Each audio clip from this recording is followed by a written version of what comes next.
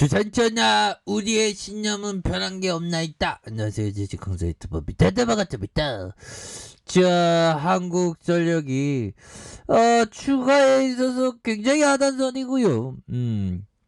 이런 어떤 상황에서 뭐 여기 하단선이 있는데 여기 하단선 정말 어떤 싸죠 보면 월봉을 보면 역대급이야 보면. 어떻게 이렇게 주가가 싸지는지 보면 그런 어떤 상황에서 결국에는 주가에 눌려주면 오히려 더 사는, 그래서 실적이 조금 안 좋게 나오면서 주가가 오히려 더 싸지는, 그럴 때는 모아가는 그런 어떤 부분으로 생각을 갖는 게 굉장히 중요하다, 뭐 이런 어떤 점을 좀 말씀을 드리면서, 자 보면요, 한국전력에 대한 부분, 실적 부진의 호평 이어져. 요금 하락과 비용 급증 이중고다. 호평. 증권사가 한국전력의 실적 부진 당분간 지속될 것이다, 이런 얘기하면 주가가 싸지죠 오히려 더. 그래서 모아가야 돼 보면. 버텨야지 보면. 멘탈 흔들리지 마 보면. 지조와 난초는 깊은 숲에서 자라니 결국에 혼자서도 잘 피잖아 보면. 우리는 그 자리를 지켜야 돼. 우리 한국전력 나무가 돼서 그 자리를 지켜야 돼. 이런 좋은 기업을 공포매도하면 안 되지 보면. 그렇게 해서, 자 보면 신현영이 얘기하는 게, 한국전력의 목표가가 존전 32,000원에서 29,000원으로, 키움증권이 26,000원, 24,000원으로 좀 낮춰 답은. 그래서 영업손실이 9,366억 원. 정말 어떤 봉사활동비죠.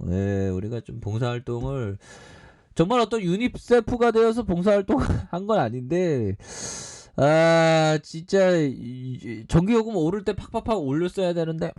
자 아무튼 괜찮습니다 보면. 이게 주가에 다 반영됐으니까 좀 답답해서 말씀드리는 겁니다. 그런 어떤 느낌.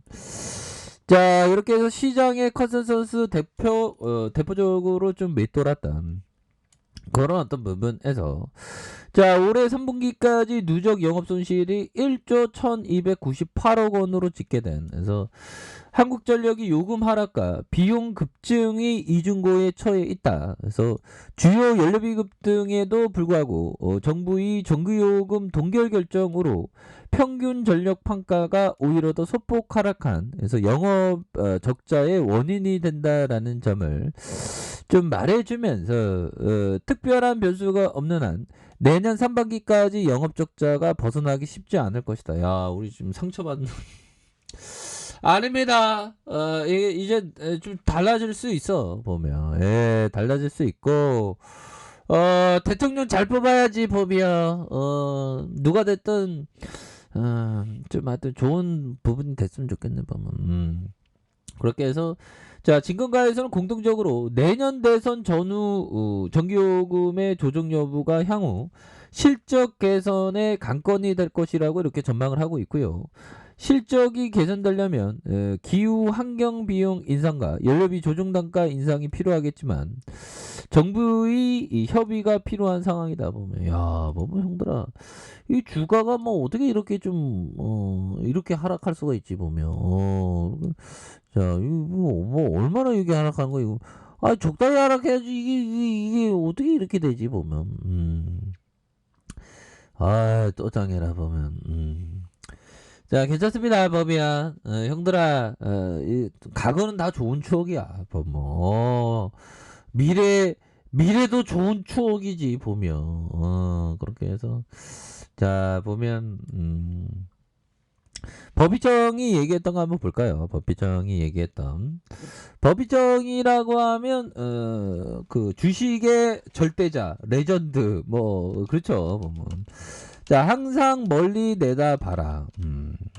자 10년 이상 주식을 보유할 생각이 없으면 자 10분도 보유하지 말라. 정말 어떤 법희청이 얘기했던 이런 어떤 부분, 정말 10년 기다리면 다 대박 등장은 아니고, 10년 10년을 36,001이죠. 맞나? 아무튼 36,361, 3,600일인가요? 3,600일이네. 1년이 365일. 3,650일인데 그동안 보유하라는 거예요. 근데 그래도 주가 안 오를 수도 있어요. 이래서 주가가 이 주식이 힘든 겁니다. 근데 버텨내는 거죠. 장기 투자라는 겁니다. 정말 주식은 정말 어떤 힘든 그런 어떤 부분인 것 같습니다.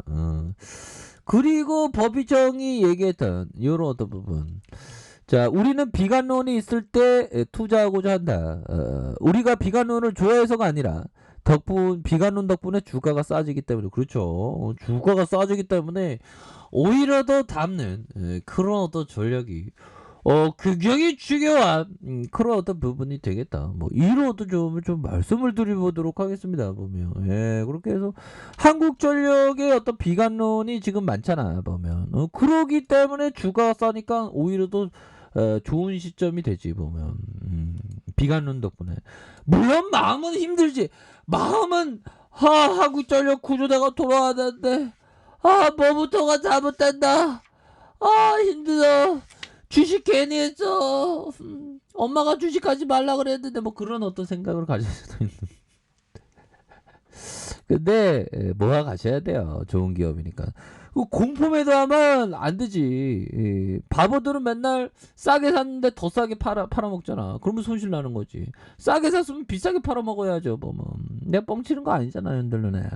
그렇게 해서 자 이렇게 해서 한투 누나가 얘기한 이제는 한전 적자로 끝날 문제가 아니야.